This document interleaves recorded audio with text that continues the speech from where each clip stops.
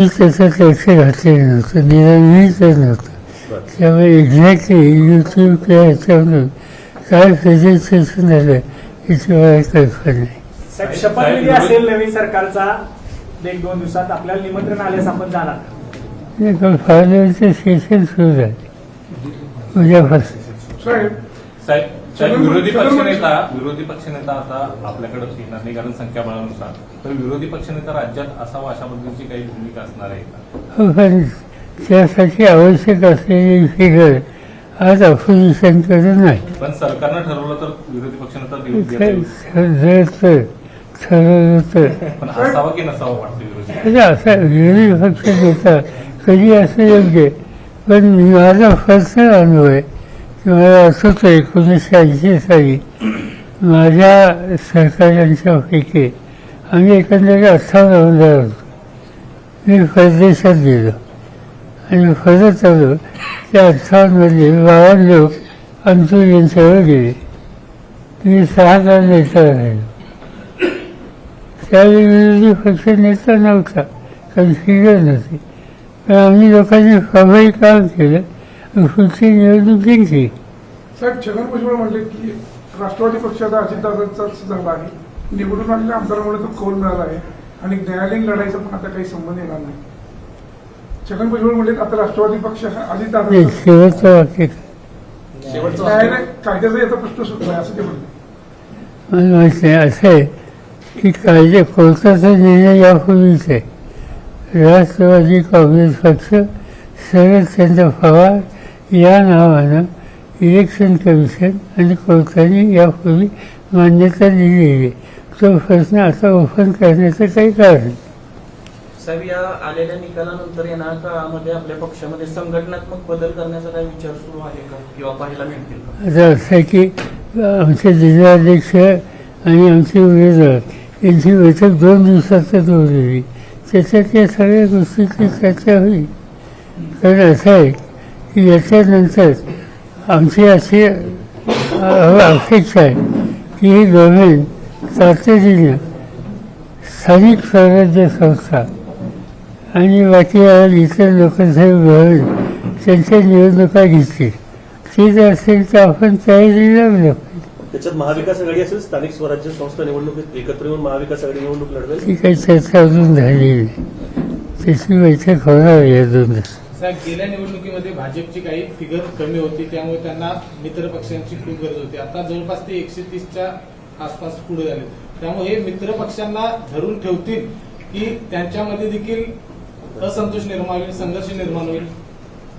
एकंदर त्यांची आकडेवारी बघितली तर कुणी अस्वस्थ असेल किंवा नाराज असेल, हे नाराज होऊन आता काही उपयोग होणार नाही. नंबरच इतका आहे. त्यामुळे ती शोधाशोध कोणी करणार कधी असं वाटत. पृथ्वीराज चव्हाणांनी काल स्टेटमेंट केलं, 2019 साली ज्या पद्धतीने भारतीय जनता पार्टीने उद्धव ठाकरेंचा उपयोग केला त्याच पद्धतीने अवस्था अजितदादांची होऊ शकते आणि एकनाथ शिंदेची होऊ शकते येणाऱ्या काळामध्ये. पृथ्वीराज चव्हाणांनी अशी भीती व्यक्त केली. आता ज्या पद्धतीने नंबर्स आहेत भारतीय जनता पार्टीकडं, मला सांगता येणार नाही. त्यांच्याकडे अधिक माहिती असेल. साहेब, महायुतीच्या एकत्र निवडून आलेल्या आकडेवारीबद्दल राज्यसभेवर जाण्याकरता अडचणीत असं वाटते का प्रत्येक पक्षाला? साहजिकच नंबरच नाही. महायुतीकडून एक जाऊ शकतो. ते अजून चर्चाही केली नाही. कालच निवडणूक आहे. आपण पश्चिम महाराष्ट्र, संपूर्ण महाराष्ट्रात प्रचार केला. या प्रचारावेळी आपणास महाविकास आघाडी विरोधात सुप्त लाट मतदारामध्ये आहे असं जाणवलं का? लोकांची नाराजी होती. आम्हा लोकांना प्रतिसाद होता. पण हे जरी सांगत असो तर ते मतांच्यामध्ये कन्वर्ट होणं याच्या संबंधीची काही सांगण्यासारखी स्थिती नाही. साहेब, एकनाथ शिंदे म्हणले की संख्याबळावरून मुख्यमंत्रीपद आम्ही ठरवणार नाही, बसून ठरवणार. त्यात काही संघर्ष होण्याची शक्यता वाटते का? मला वाटत नाही. कारण भाजपकडे इतके 200 त्यांची किती आहे? हां, इतका मोठा आकडा आहे त्यांच्याकडेच. त्यामुळे कोण त्यांच्या नादाला लागेल असं वाटत नाही. साहेब, लाडक्या बहिणींचा लाडका भाऊ म्हणजे देवाभाऊ हे नवीन चित्र महाराष्ट्रात निर्माण झालेलं आहे. लाडक्या बहिणींचा लाडका भाऊ देवाभाऊ.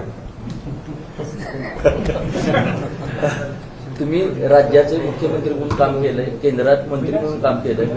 या महायुती सरकारनं निवडणुकीत आश्वासन म्हणून ज्या शेतकऱ्यांसाठी योजना जाहीर केल्या, लाडकी बहीण योजना असेल, या सगळ्या योजनांचा भार राज्य पेलू शकतं का आर्थिक परिस्थिती? असं आहे की त्यांचा असा विचार केला असेल ना. आता हे जे आहे, आता लोक वाद बघतील उद्यापासून किंवा आता बहिणीला पुढचा हप्ता कधी मिळेल, त्याच्यानंतर लोक वाद बघतील की विजेचं बिल आता अजिबात कधीच द्यायचं नाही, त्याची मागणी करायला कोणी येतं का काय. लोक विशेषतः तरुण मुलं वाद बघतील की पदवीधरांना 4,000 रुपये देण्याचं जाहीर केलं तर ती रक्कम कधी मिळेल. या सगळ्या गोष्टी त्याच्याकडं ज्यांना लाभ होणार आहे त्या सगळ्यांचं लक्ष लागेल आणि हे सरकार जे बनेल ते नक्कीच त्यांची पूर्तता करेल. या निकालानंतर महाविकास आघाडी एकत्रितरित्या पुढे वाटचाल करणार आहे की काही विभागणी यामध्ये होऊ शकते काय? आणि आमची बैठकच झाली आहे, बैठक होईल या 2-4 दिवसात. साहेब 90 जागांपैकी ओबीसीना ज्या 90 जागा दिल्या त्यापैकी 77 जागा या महायुतीच्या आलेल्या आहेत. तर यामध्ये महायुतीकडे ओबीसी गट पूर्ण गेलेला आहे असं वाटत नाही का? मी त्याचा अभ्यास नाही केला अजून प्रत्येक मतदारसंघात. पवारसाहेब, पुन्हा एक चर्चेतला मुद्दा, पूर्वीचा मुद्दा पुन्हा चर्चेत आलेला आहे की आता राष्ट्रवादी काँग्रेस पार्टी म्हणजे पवार साहेबांनी आपला जो पक्ष आहे तो काँग्रेसमध्ये विलीन करावा आणि काँग्रेसची ताकद आणि राष्ट्रवादीची ताकद एक संघ व्हावी आणि काँग्रेसचं पुन्हा नेतृत्व शरद पवार साहेबांनी करावं, एक अशी चर्चा आहे. माझ्या कानावर काय आली चर्चाच आहे म्हणून तो सांगतोय मी. असं काय महाविकास आघाडीनं मुख्यमंत्री पदाचा उमेदवार अगोदर जाहीर केला असता तर त्याचा फायदा झाला असता? मला काही फारसा वाटत नाही. तर विधानसभेमध्ये विरोधी पक्ष नेता नसण्याची पहिलीच वेळ आहे, कसं बघता तुम्ही याकडे? पहिलीच वेळ नाही, 1980 साली सुरुवाती झाली होती, 2-3दा झाली होती. पण नंतर त्यावेळेला 2-3 पक्ष एकत्र येऊन नेता बनवू शकत होते. आता ती पद्धत बंद झाली. तेव्हा राहतोच असे वेगळ्या एका वर्षी मी होतो, त्याच्यानंतर पुढच्या वर्षी मृणाल गोरे होत्या, तिसऱ्या वर्षी आमचे मालेगावचे काय नाव त्यांचं मिळालं ते होते. साहेब, एवढ्या वर्ष आपण राजकारणामध्ये आहात, यशवंत नगरीमध्ये आहात, असा कधी प्रसंग आलेला होता राज्यामध्ये आणि त्यावेळेला यशवंतराव चव्हाण साहेबांनी आपल्याला मोलाचा सल्ला दिलेला, असा काही किस्सा आहे का जो आम्हाला ऐकायला मिळेल? अशी वेळ त्यांच्यासोबत कधी आली नव्हती.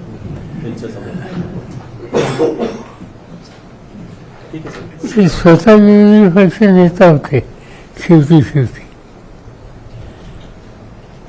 आता तुम्ही यशवंतराव चव्हाणांच्या विरोधात आहे. शेवटचा प्रश्न, काय अभिप्रेत आहे महाराष्ट्राला? अभिप्रेत असणारं राजकारण घडतंय का किंवा महाराष्ट्र त्या दिशेने जातोय काय आता तुमचा सल्ला असणार आहे? असं की अजून सरकार सुद्धा बनलं नाही, त्यामुळे त्यांच्याकडनं उद्याच्या उद्या काही अक्षात आणि अपेक्षा करावं हे काही योग्य नाही. त्यांना संधी तर द्यावीच लागेल आणि त्यांच्या गव्हर्नमेंटची रचना काय, गव्हर्नमेंटच्या फळाची काय हे कळेल पुढच्या 1 महिना 15 दिवस, त्याच्यानंतर भाष्य करू. साहेब, महाराष्ट्राचं सांस्कृतिक, सामाजिक आणि राजकीय भवितव्य आपल्याला काय दिसतंय आताच्या कालच्या निकालात? व्हायचं असं आहे की एका दिवसात त्याचं भाष्य करणं योग्य होणार नाही, पण आम्हा लोकांचा प्रयत्न हवाच राहील. काही झालं तर महाराष्ट्राचं सामान्य ऐक्य हे चांगलं राहिलं पाहिजे आणि महाराष्ट्राचा नावलौकिक जो आहे प्रगतीचा, विकासाच्या गती रस्त्याने जायचा, त्याच्यामध्ये कुठली कमतरता येऊ नये. बदलला गेलाय का? लोकांचा कल उजव्या विचारसरणीकडे झुकतोय असं त्यांनी किंवा उजवी विचारसरणी स्वीकारली असं काय वाटतं का या निकालातून? असं एक याच्यात एक कलर आहे असं लोक सांगतात की याच्यात एक धार्मिक अँगल हा सुद्धा कुठे ना कुठे आहे. आणि मी आता करारला बसतोय तर करारमध्ये असा अँगल असतो असं माझं ऑब्झर्वेशन आहे. फारसा नाही, फार. साहेब, 5 वर्ष काम करायचं आणि मग निवडणुकीला जायचं ही यापूर्वी होतं. आता राजकारणाचा ट्रेंड बदलला गेला का? कारण शेवटच्या 2-3 दिवसात ही गणित करतात ठोस निकाल येते. 5 वर्ष काम करायचं आमदारांनी मग निवडणुकीला सामोरे जात होते आमदारांनी ते निवडून यायचे कामाच्या जीवावरती. आता राजकारणाचा ट्रेंड बदलताना दिसतोय का? कारण शेवटच्या 2-3 दिवसात जे होते तोच पुढे निकाल. असं आहे की मतदारांच्या समोर काय काय नक्की पोचवलं जाते आणि त्याचा परिणाम किती आहे याची माहिती घेऊन भाष्य करावं लागेल. पण अनेक ठिकाणच्या कार्यकर्त्यांशी आम्ही बोललो तर त्याच्यामध्ये असं दिसतंय की त्यांनी आपला कार्यक्रम लोकांच्या समोर प्रभावी रीतीनं मांडला. आमची आघाडी म्हणून एका विचारानं लोकांच्या समोर ते गेले. त्यातले अनेक लोक असेल की वर्षानुवर्ष लोक बांधिलकीची विचाराशी ते लोकांच्यात काम करतच होते करतील. आणि हे सगळे असताना एक वेगळा निकाल लागला त्यामुळे तेच अजून त्याच्यावर भाष्य करायच्या स्थितीत नाही. ते म्हणतात की थोडा आम्हाला खोलात जाऊन याचा अभ्यास करूया आणि नंतर मी तुला सांगतो. RSS सारख्या संस्थेनं सुद्धा सायलेंटली वर्ग केलं अशा पद्धतीची भूमिका सुद्धा भाजपचे नेते म्हणत आहेत. आता भाजपचे नेते सांगतात त्याचा अर्थ RSS बद्दल त्यांची माहिती केवळ माझ्यापेक्षा अधिक ऑथेंटिक आणि ऐकायला असं मिळतं की रँक अँड फाईल RSSची या निवडणुकीमध्ये उतरली होती.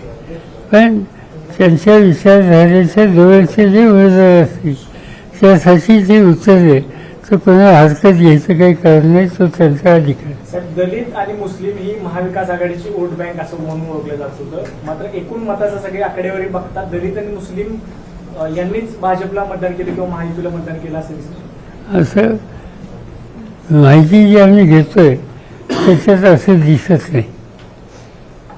त्यांनी राजकीयाचा विषय ते मांडतात आणि स्वतः मात्र ते काही संभाजी ब्रिगेड किंवा शिवप्रतिष्ठानचे लोक टोप्या घालून प्रचार करतात तर त्याच्यावर ऑब्जेक्शन घेता आलं असतं.